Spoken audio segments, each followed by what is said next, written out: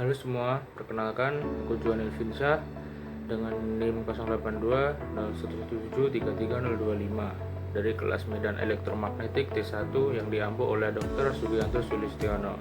Saya merupakan mahasiswa jurusan Teknik Biomedis Fakultas Sains dan Teknologi Universitas Airlangga. Di sini saya akan menjelaskan pemahaman saya mengenai bagaimana sih pusat pembangkit listrik tenaga air terjun dapat bekerja. Nah, sebelum kita memasuki ke pembahasan, kita perlu mengetahui sejarah penemuan pembangkit listrik tenaga air terjun.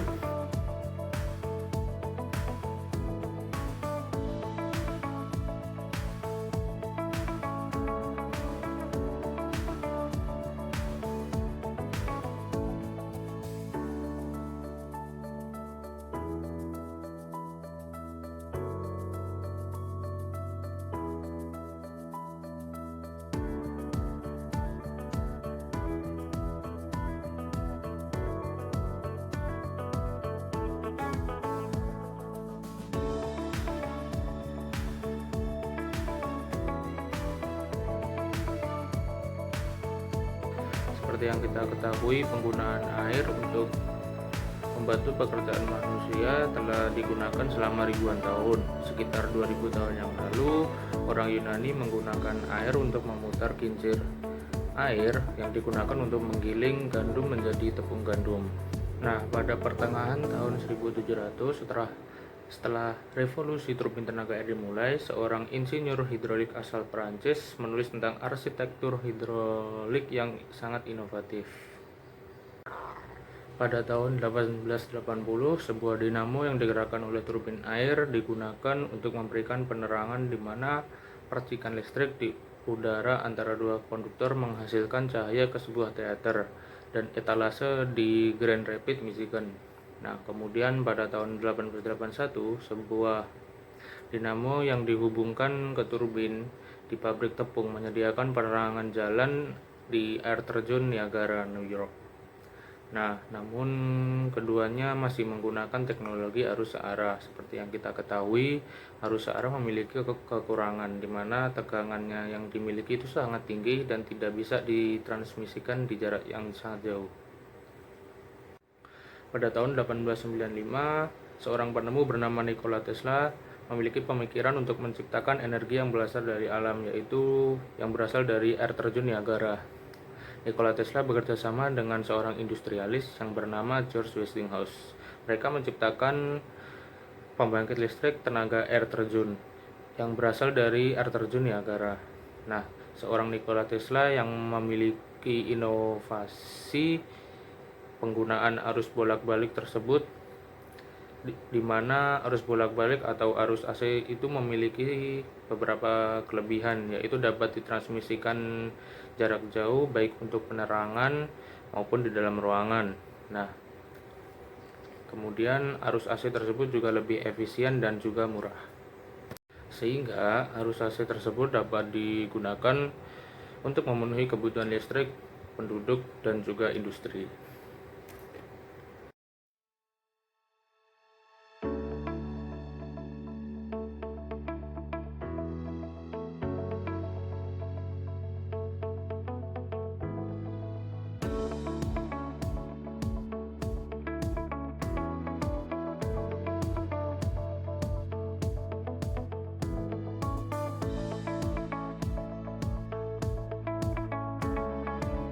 Pada tahun 1895, Nikola Tesla dan George Westinghouse sudah memulai pembuatan generator pertama mereka.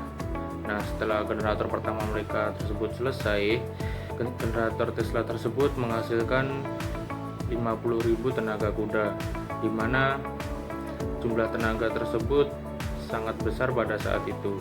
Nah, pada 16 November 1896, pembangkit listrik Nikola Tesla tersebut dapat mengirimkan sumber listrik ke New York.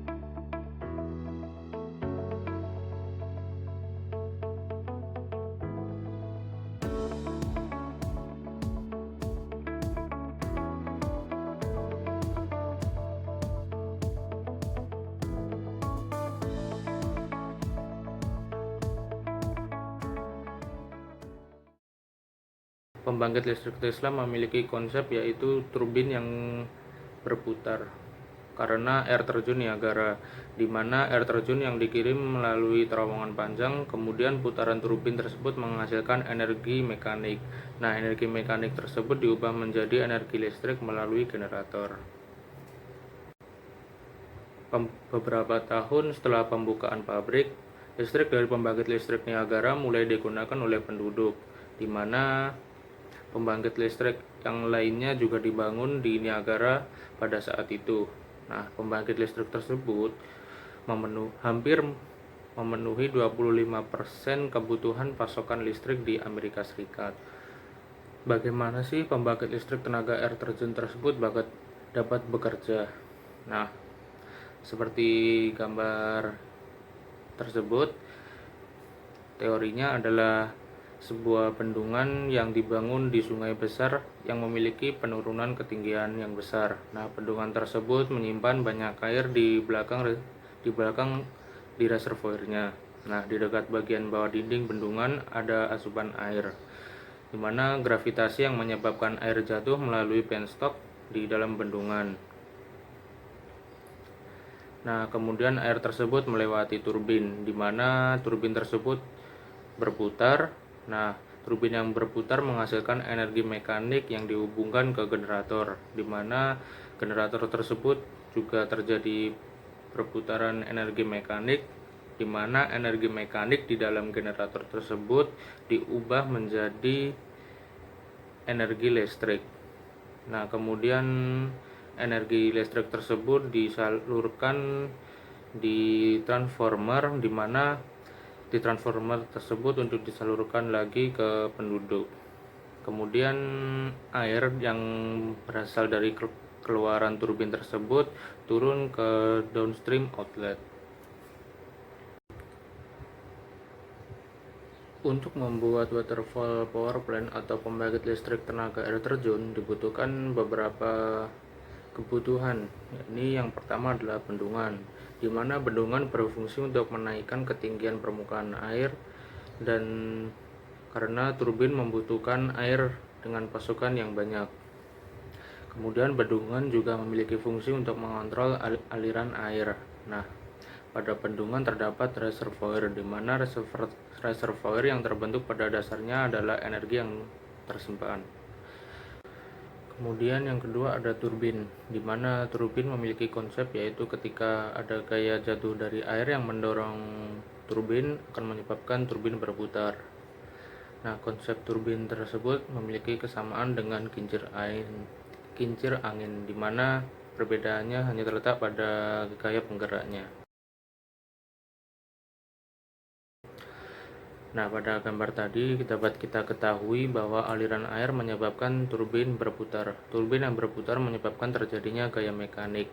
Nah, gaya mekanik tersebut dihubungkan ke generator nantinya, di mana pada generator akan terjadi pengubahan energi mekanik ke energi listrik. Kemudian yang ketiga yaitu ada generator, di mana generator tersebut terhubung dengan turbin, di mana generator dan turbin terhubung oleh poros dan roda gigi, sehingga ketika turbin berputar menyebabkan generator juga ikut berputar. Nah, generator tersebut memiliki fungsi yaitu untuk mengubah energi mekanik dari turbin menjadi energi listrik.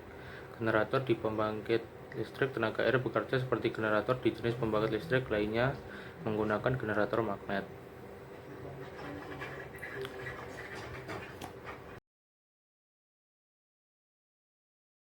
Nah, pada gambar tersebut terjadi perputaran pada rotor akibat gaya mekanik pada turbin, sehingga terjadi perubahan medan magnet pada induktansi koil, sehingga timbul arus pada kawat.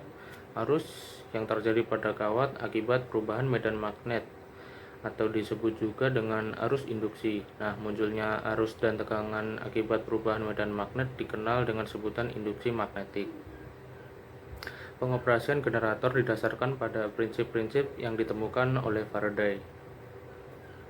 Faraday memiliki atau menemukan sebuah hukum yang disebut dengan hukum Faraday, di mana Faraday menemukan bahwa ketika magnet digerakkan melewati konduktor itu menyebabkan listrik mengalir. Nah, besarnya GGL yang diinduksi dalam suatu rangkaian sebanding dengan laju perubahan flux magnet yang memotong rangkaian. Faraday juga merumuskan formula dengan rumus yaitu epsilon sama dengan min N dengan delta flux per delta T, di mana pada formula tersebut dapat diketahui bahwa nilai GGL berbanding lurus dengan jumlah lilitan dan perubahan flux serta berbanding terbalik dengan perubahan waktu.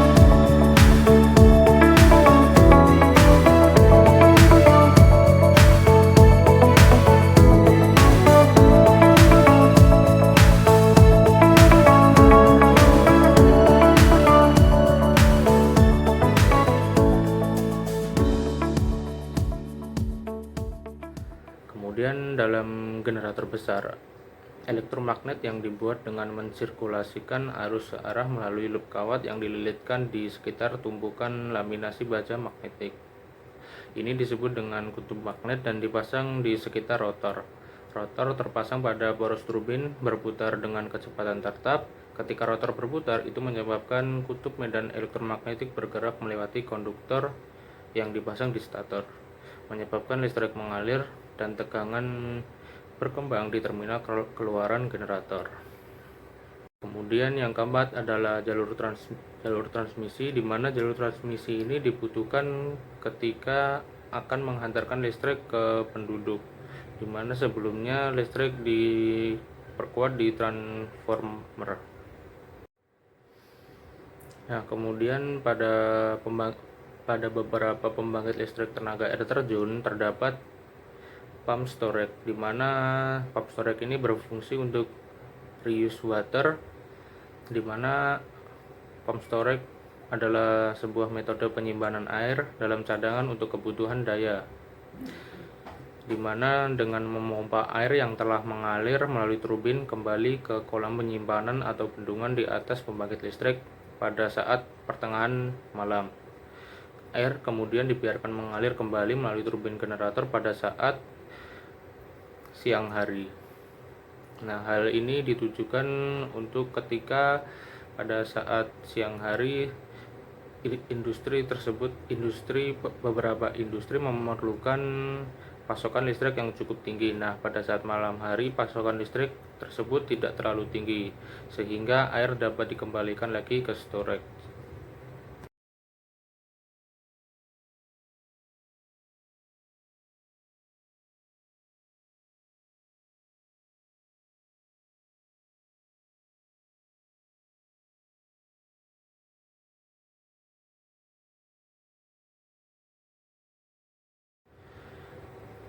Nah, kemudian keuntungan dari pembangkit listrik tenaga air. Pembangkit listrik tenaga air tersebut memiliki keuntungan yaitu bebas emisi dan renewable energy, di mana terjadi siklus air pada setiap pembangkit listrik. Nah, kekurangan dari pembangkit listrik tenaga air yaitu pembangkit listrik tenaga air dapat mempengaruhi kualitas dan aliran air karena terdapat bendungan. Kemudian pembangkit listrik tenaga air juga memiliki resiko yaitu apabila terjadi kekeringan. sekian yang dapat saya sampaikan. Terima kasih.